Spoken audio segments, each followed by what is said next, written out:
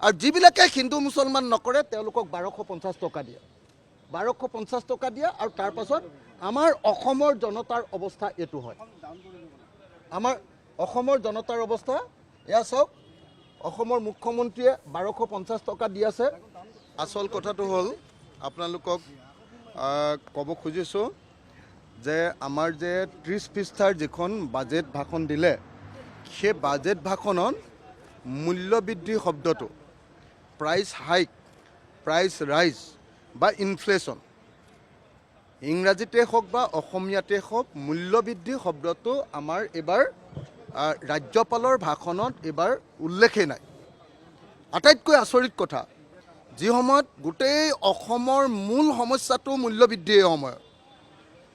মানুহে বজাৰত বস্তু কিনিব নোৱাৰা পৰিস্থিতি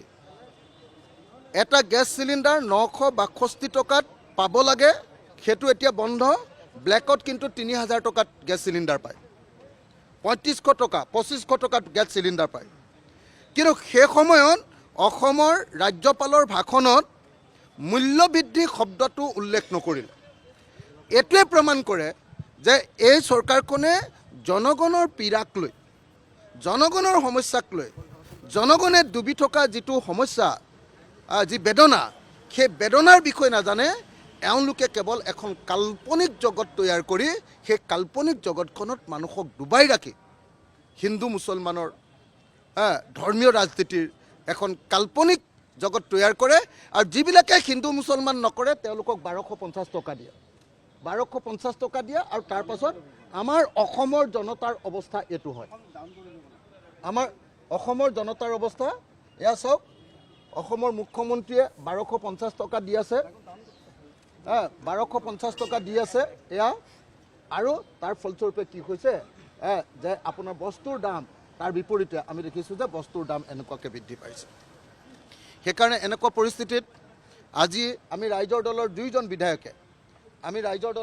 বিধায়কে আজি এনেকুৱা পৰিস্থিতিত আমি প্ৰতিবাদ সাব্যস্ত কৰিছোঁ আমাৰ কথাটো স্পষ্ট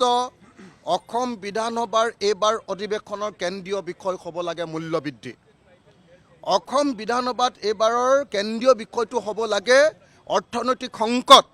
মানুহৰ অৱস্থা বেয়াকৈ শেষ হৈ গৈছে কিন্তু এটা শব্দ উল্লেখ নাই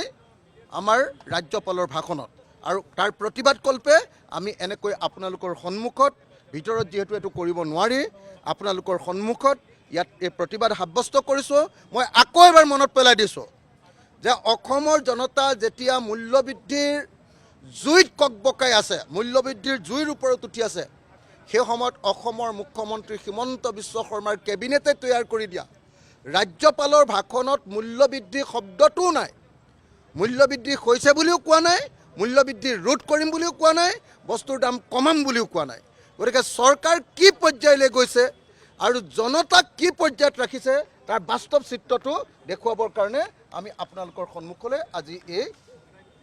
চিত্ৰখন আপোনালোকৰ সন্মুখলৈ লৈ আহিছোঁ ধন্যবাদ।